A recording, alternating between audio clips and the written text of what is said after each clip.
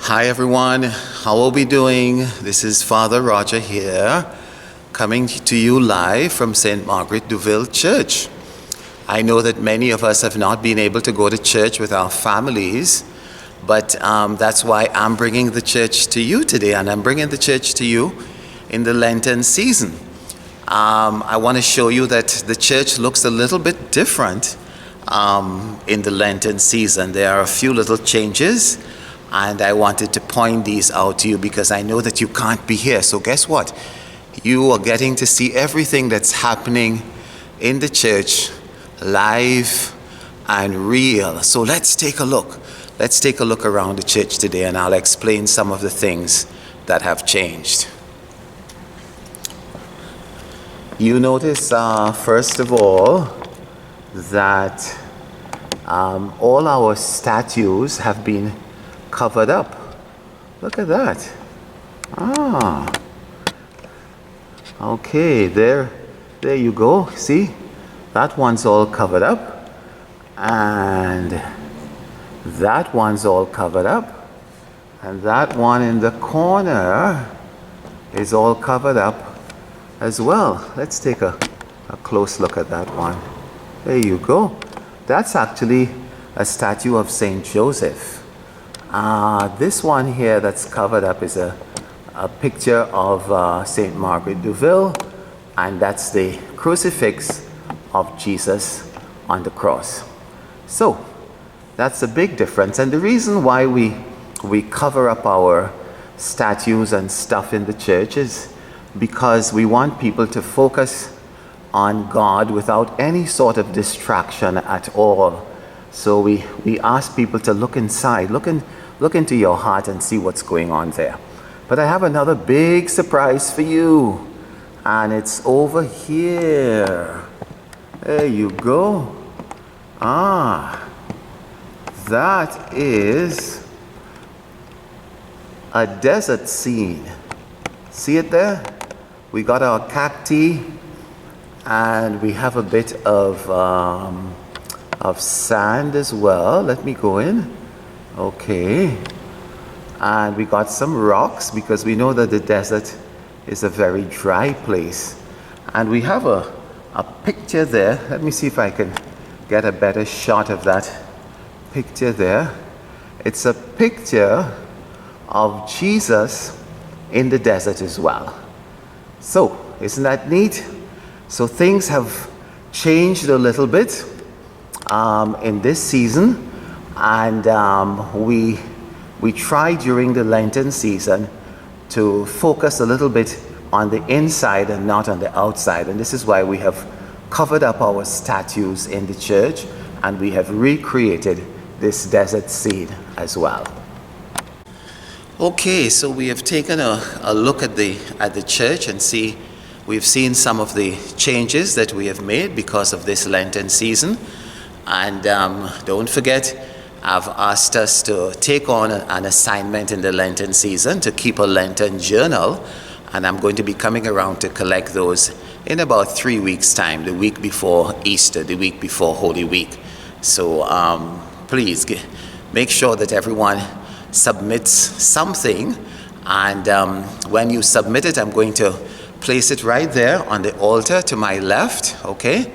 And we're going to offer it up to God and to say, Lord, this is what the students of our schools have done during the Lenten season. So bless them and bless their homes and families, bless their schools, their teachers, and their principals as well. So let's do a very good job about that.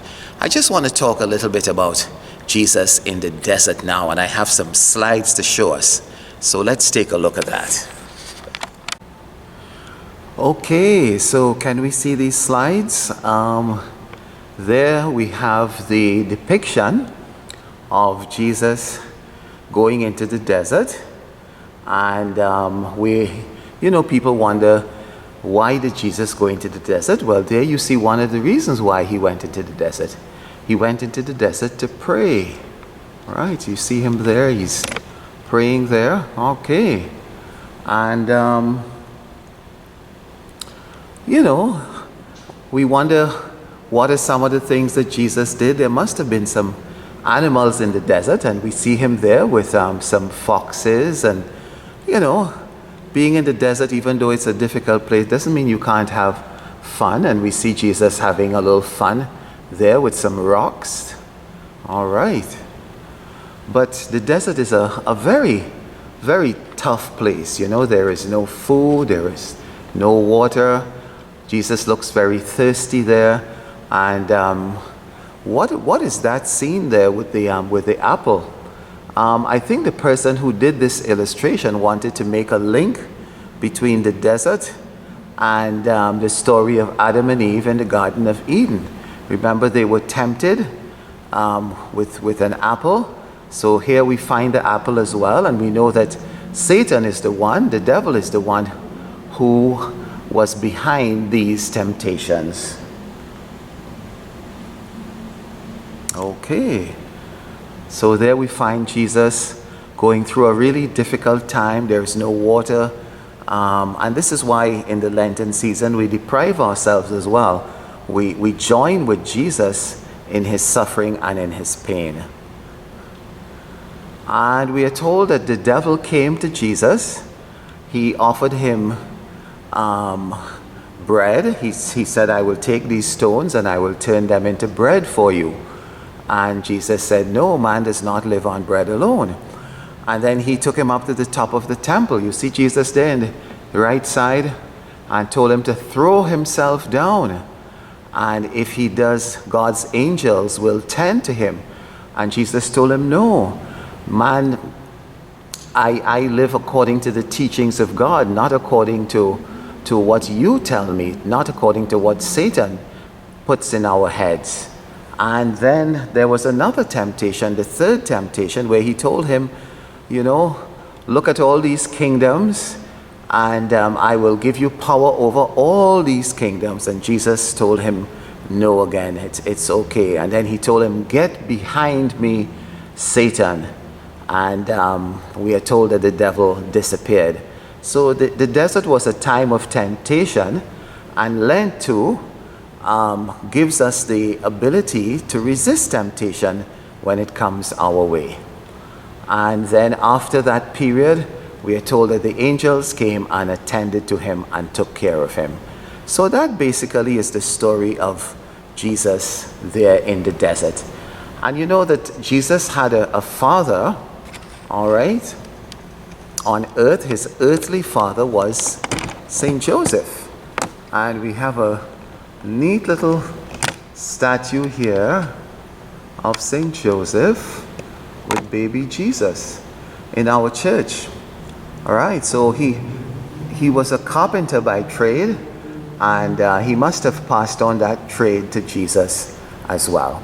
So that's the story of Lent, and that's the story of our attempt to follow Jesus into the desert and to fast and to pray so that we will be able to resist temptation as he did. All right.